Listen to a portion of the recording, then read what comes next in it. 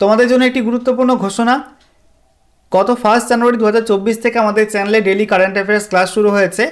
তো ক্লাসের টাইমিং নিয়ে একটু সমস্যা হচ্ছিল, সেই জন্য তোমাদেরকে জিজ্ঞাসা করেছিলাম, কমিউনিটি ট্যাবে একটা পোল দিয়েছিলাম তোমাদের জন্য যে ডেইলি কারেন্ট অ্যাফেয়ার্স ক্লাস কখন দিলে ভালো হয়। তো অনেকেই তোমরা পোল দিয়েছো।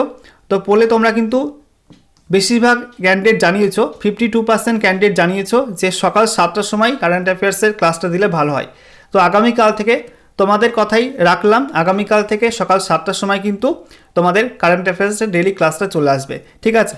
তো অবশ্যই চ্যানেলটিকে সাবস্ক্রাইব করে নাও এবং অবশ্যই 7টার সময় তোমরা অ্যালার্ম দিয়ে রাখো। 7টার সময় তোমাদের কিন্তু কারেন্ট অ্যাফেয়ার্সের ক্লাস আগামীকাল থেকে শুরু হচ্ছে, okay? Hi everyone, welcome to career wisdom. তোমাদের সঙ্গে রয়েছি আমি সুব্রত। তো বন্ধুরা, আজকে সকালে আরপিএফ নিউ রিক্রুটমেন্ট নিয়ে অফিসিয়াল আপডেট দিয়েছিলাম। তো সেই ভিডিওতে তোমরা অনেকেই বিভিন্ন রকম কোয়ারিজ তোমরা রেখেছো, অর্থাৎ বিভিন্ন প্রশ্ন তোমরা করেছো। মূলত যে প্রশ্নগুলো তোমরা করেছো সেটা হচ্ছে, প্রথমত আরপিএফ নিউ রিক্রুটমেন্ট কনস্টেবল এবং এসআই তার ফর্ম ফিল আপ কবে থেকে শুরু হবে সেই বিষয়ে জানতে চেয়েছো। আর দ্বিতীয় যে পয়েন্ট সেটা হচ্ছে বাংলায় পরীক্ষা হবে কি হবে না। আর সেই সঙ্গে আরপিএফের বয়সসীমা কনস্টেবল এবং এসআই দুটি পোস্টের জন্যই বয়সসীমা কোন ডেট হিসাবে তোমাদের ধরা হবে।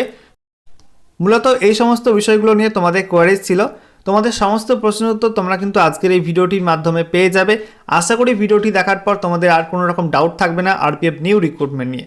চলো ভিডিওটা শুরু করি। আর ভিডিওটা শুরু করার আগে তোমাদের সকলকে জানাবো, অবশ্যই ভিডিওটি একটি করে লাইক করে দিও, অবশ্যই একটি করে শেয়ার করে দিও।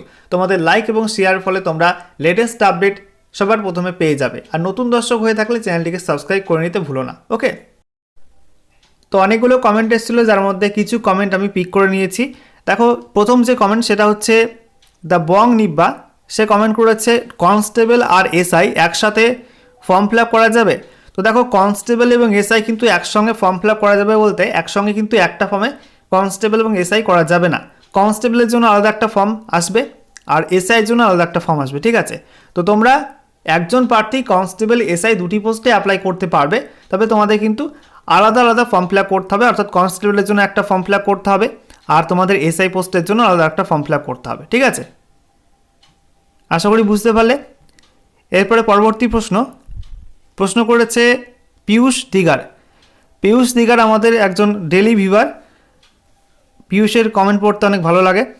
তো পীয়ূষ কি কমেন্ট করেছে, দাদা বাংলা ভাষায় পরীক্ষা দিতে পারবো কি? পরীক্ষা কি কম্পিউটার বেস হবে? আর form fill up start and end ডেটটা বলুন। তো এবারের পরীক্ষা কিন্তু সিবিটি মোডে হবে, কম্পিউটার ভিত্তিক মোডে কিন্তু পরীক্ষা নেওয়া হবে এবং সেই পরীক্ষা কিন্তু রেলওয়ে রিক্রুটমেন্ট বোর্ড বা আরআরবি নেবে, ঠিক আছে? এর আগে নিত আরপিএফ নিজেরাই কিন্তু পরীক্ষা নিত কম্পিউটার ভিত্তিক মোডে। তবে এবার থেকে নতুন নিয়ম চালু হয়েছে, আরআরবি রেলওয়ে রিক্রুটমেন্ট বোর্ড কিন্তু নিজে পরীক্ষাটা নেবে। এবং এক্সাম ল্যাঙ্গুয়েজ নিয়ে কিন্তু বেশ কিছু নতুন আপডেট পেয়েছি। এবার তোমাদের আরপিএফের এক্সাম কিন্তু বাংলাতেও হতে পারে, ঠিক আছে? এরকম কিন্তু কথাবার্তা চলছে ডিপার্টমেন্টের মধ্যে। তোমাদের কিন্তু এবছর আরপিএফের পরীক্ষাটা বাংলা সহ একাধিক রিজনাল ল্যাঙ্গুয়েজে কিন্তু হতে পারে, যেমনটা গ্রুপ ডির ক্ষেত্রে হয়েছিল 2019 রিক্রুটমেন্টে। ঠিক তেমনভাবে তোমাদের কিন্তু আরপিএফ নিউ ভ্যাকান্সি ক্ষেত্রে তোমাদের কিন্তু বাংলা সহ একাধিক রিজনাল ল্যাঙ্গুয়েজেও তোমাদের এক্সাম নেওয়া হতে পারে। সে বিষয়ে কিন্তু তেমনই আপডেট উঠে আসছে, ঠিক আছে? এবং ফর্ম ফিল আপ ডেট নিয়ে যেটুকু আপডেট পেয়েছি, তোমাদের কিন্তু শর্ট নোটিফিকেশন প্রকাশিত হলো জানুয়ারি ফার্স্ট উইকে। তো তোমাদের ম্যাক্সিমাম কিন্তু ফেব্রুয়ারি ফার্স্ট উইকে আরআরবির অফিসিয়াল ওয়েবসাইটে তোমাদের কিন্তু আরপিএফের নিউ ভ্যাকান্সির অফিসিয়াল নোটিফিকেশন জারি হতে পারে এবং তোমাদের ফেব্রুয়ারি মাস থেকে কিন্তু এটার ফর্ম ফিল আপ শুরু হতে পারে, ঠিক আছে? এরপরে সাবির হোসেন, সে জানতে চেয়েছে এজ কত লাগবে। এবং তারপরে পারুল ভুনিয়া, সে কমেন্ট করেছে কোয়ালিফিকেশান কী কী লাগবে। তো এই দুটি কমেন্টের উত্তর একসঙ্গে জানাচ্ছি। তো দেখো বন্ধুরা, আরপিএফ নিউ ভ্যাকান্সির ক্ষেত্রে রেল বোর্ড যে নতুন নির্দেশিকা জারি করেছে, সেখানে কিন্তু সাব ইন্সপেক্টর পোস্টের শিক্ষাগত যোগ্যতা বলা হয়েছে গ্র্যাজুয়েশন পাস লাগবে। যে কোনো শাখায় গ্র্যাজুয়েশন পাস হয়ে থাকলে তোমরা সাব ইন্সপেক্টর বা এসআই পোস্টের জন্য অ্যাপ্লাই করতে পারবে। আর কনস্টেবল পোস্টে অ্যাপ্লাই করতে গেলে যে কোনো স্বীকৃত বোর্ড থেকে মাধ্যমিক বা সমতুল্য পরীক্ষায় পাস করতে হবে, তাহলে কিন্তু অ্যাপ্লাই করা যাবে। আর বয়সটা দেখে নাও, এখানে সাব ইন্সপেক্টর পোস্টের জন্য 20 থেকে 25-এর মধ্যে বয়স হতে হবে, ঠিক আছে? 20 থেকে কিন্তু 25-এর মধ্যে বয়স হতে হবে।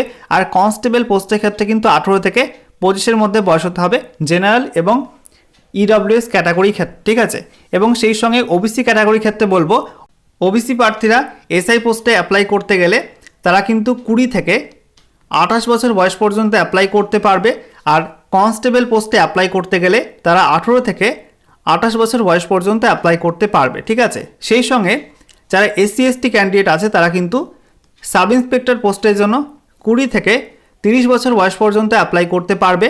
আর সেই সঙ্গে কনস্টেবল পোস্টের জন্য তারা SC ST ক্যান্ডিডেটরা 18 থেকে 30 বছর বয়স পর্যন্ত অ্যাপ্লাই করতে পারবে।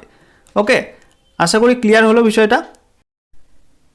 এরপরে মিমি দাস কমেন্ট করেছে এজ কত, কোন ডেট অনুযায়ী এজ ক্যালকুলেট হচ্ছে, এবং 5 জন এই কমেন্টে লাইক করেছে, মানে অনেকেই এই বিষয়টা নিয়ে জানতে চাই। দেখো, তোমাদের জানিয়ে রাখি আরপিএফ নিউ ভ্যাকান্সি নিয়ে যে ডাইরেক্টিভ 65 রেল বোর্ড জারি করেছে সেখানে কিন্তু 23টা পেজ পাবলিশ হয়েছে। তো সেখানে আমি সমস্ত বিষয়গুলো দেখলাম, তো খুঁটিয়ে দেখার পর এজ কোন ডেট অনুযায়ী কাউন্ট করা হবে সে নিয়ে কিন্তু গুরুত্বপূর্ণ একটি তথ্য পেয়েছি। চলো সেটা দেখে নেওয়া যাক। তো রেল বোর্ডের তরফ থেকে এই যে নতুন ডাইরেক্টিভ 65 নোটিশটি জারি করা হয়েছে, এখানে কিন্তু মোট 23টা পেজ রয়েছে। তো বড় একটা পিডিএফ, এখানে আমি বিষয়টা ভালো করে খুঁটিয়ে দেখলাম যে কি বলা হয়েছে। তো এখানে আমি 4 নাম্বার পেজে একটা গুরুত্বপূর্ণ পয়েন্ট পেয়েছি যে এজ তোমাদের কোন ডেট হিসাবে ধরা হবে সে বিষয়ে কিন্তু একটি গুরুত্বপূর্ণ এখানে তথ্য দেওয়া আছে। এখানে দেখো 3 নাম্বার পয়েন্টে কি বলা হয়েছে, date of birth mention in matriculation or equivalent certificate alone shall be acceptable.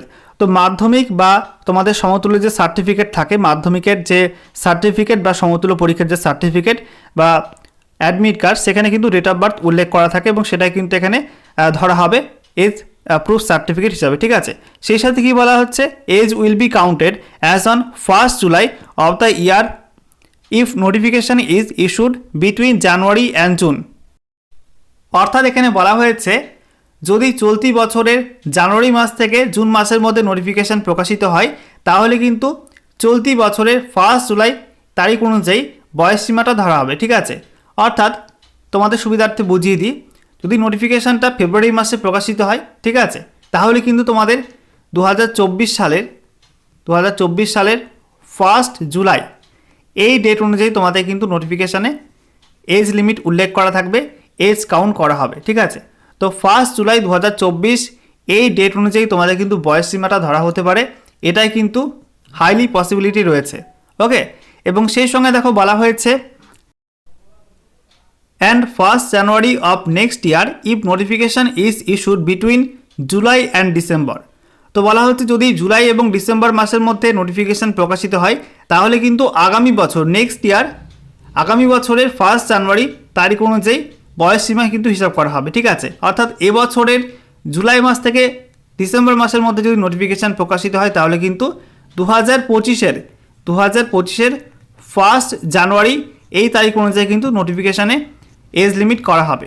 ওকে, তো আশা করি বুঝতে পারলে যে তোমাদের 2024 সালের 1 জুলাই এই তারিখ অনুযায়ী তোমাদের কিন্তু বয়স সীমাটা ধরা হবে, এমনটা কিন্তু অফিসিয়াল নোটিফিকেশানে বলা হয়েছে। ওকে।